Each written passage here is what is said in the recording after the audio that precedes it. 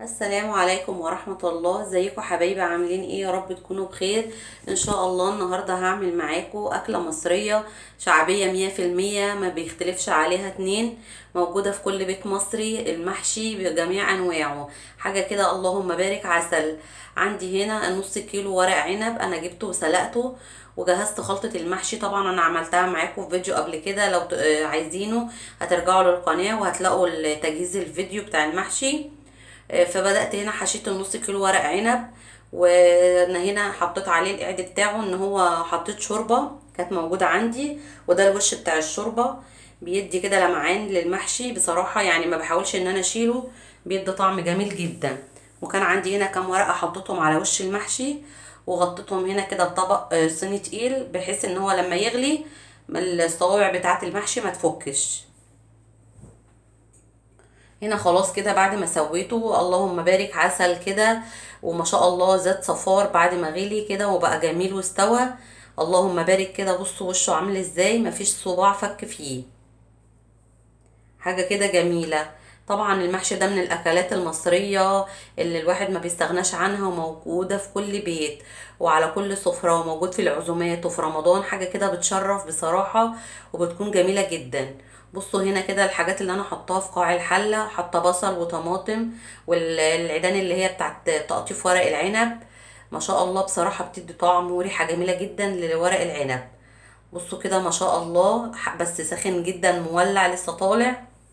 اللهم بارك كده، مفلفل رزاية من رزاية زي ما بيقولوا، وحاجة كده عسل، والريحة اللهم بارك.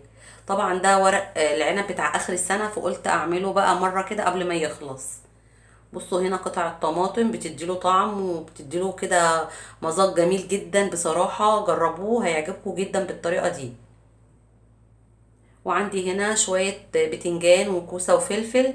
انا خلصت كده محشي بنفس الخلطة بتاعت ورق العنب، وسقيته هنا كده، حطيت 3 كوبايات مية على الصلصة اللي بقيت كده من المحشي، وسقيت هنا البتنجان. بصراحة هنا في تركاية انا بعملها بتفرق جدا في تسوية المحشي. بحط شوية زيت على وش الحلة كده، بصراحة بيخلي البتنجان يلمع كده لمعان وبيبقى جميل جدا. يا ريت اللي يشوف قناتي انا يوميات تيتا ما تنسوش تدعموني بلايك واشتراك للقناة لو عجبكم الفيديو. بصوا هنا حطيت رشة زيت كده، بتدي بصراحة بتدي مذاق كده للمحشي، وبتخليه يلمع وما بيكونش معجن خالص. هنا خلاص كده المحشي بتاعي بدأ يستوي معايا، واختبرته كده ان انا بحط صابعي على واحدة كده بلاقيها استوت. اللهم بارك، الريحة جايبة اخر البيت. بسم الله ما شاء الله، جميل جدا.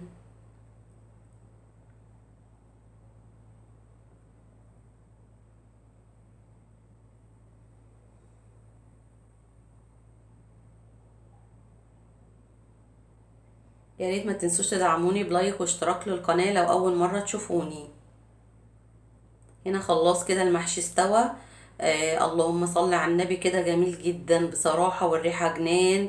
وبصوا هنا كده ما شاء الله بيلمع لمعان بسبب رشة الزيت اللي انا حطيتها. بصوا كده مستوي ما شاء الله، كده زبدة، حاجة كده عسل ومفلفل، وقلبه كده جميل من جوه ما شاء الله. حاجة كده ما شاء الله عليها جميلة جدا. يا ريت تجربوه بصراحة هيعجبكم جدا. والريحة هنا اللهم بارك جايب اخر البيت. بصوا كده مفلفل كده وقلبه جميل ازاي.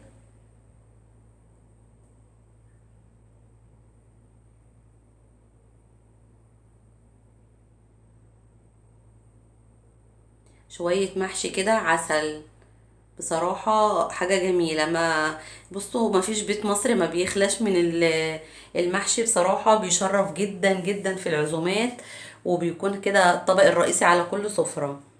ان شاء الله اشوفكم على خير في الفيديو الجاي، والسلام عليكم ورحمة الله وبركاته.